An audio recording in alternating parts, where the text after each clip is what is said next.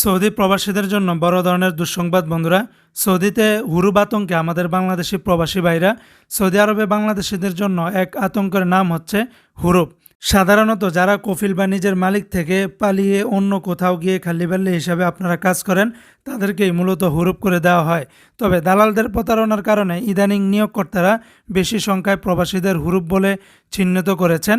আর একজন প্রবাসী যখন হুরুব হয়ে যায়, তখন যদি সে বের হয়, দেশটির আইন শৃঙ্খলা বাহিনীর হাতে আটক হয়ে গেলে তাকে কিন্তু দেশে ফেরত পাঠিয়ে দিচ্ছে। গত 28শে এপ্রিল সৌদি আরব থেকে আউটপাস নিয়ে দেশে ফিরেছেন শতাধিক সৌদি প্রবাসীরা, যাদের মধ্যে অনেকেরই এই হুরুব সমস্যা ছিল। খোঁজ নিয়ে জানা গেছে, সৌদি যেতে একজন প্রবাসী বাংলাদেশিদের গড়ে 5 থেকে 6 লাখ টাকা খরচ করতে হয়।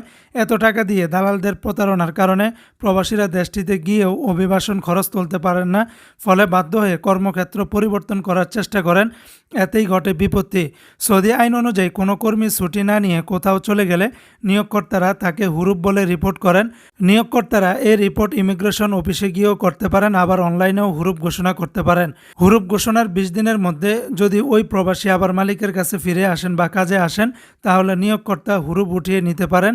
আবার 20 দিনের মধ্যে না ফিরলে ওই কর্মী সৌদি আরবে অবৈধ হিসাবে বিবেচিত হন এবং যে কোনো সময় তাকে যদি পুলিশের হাতে ধরা খায়, তাহলে তাকে দেশে পাঠিয়ে দিতে বাধ্য হয় পুলিশের কর্মকর্তারা।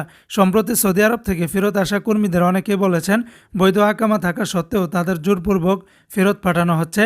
তারা মূলত ফিরতে বাধ্য হয়েছেন নিয়োগকর্তা কর্তৃক হুরুব ঘোষিত হওয়ার কারণে। তাই আমরা অনেক প্রবাসী বাইরেই জানি না, তারা মনে করেন আমাদের ভিসা পতাকা সব আছে, কিন্তু তারা অনলাইনে কখনো চেক করে দেখে না যে আমার মালিক আমাকে ব্লক করেছে কিনা বা হুরুপ করেছে কিনা। তাই যারা মালিক ছেড়ে অন্য কোথাও যাওয়ার প্ল্যান করে রেখেছেন, অবশ্যই একবার হলেও ভেবেচিন্তে তারপরে মালিক ত্যাগ করবেন।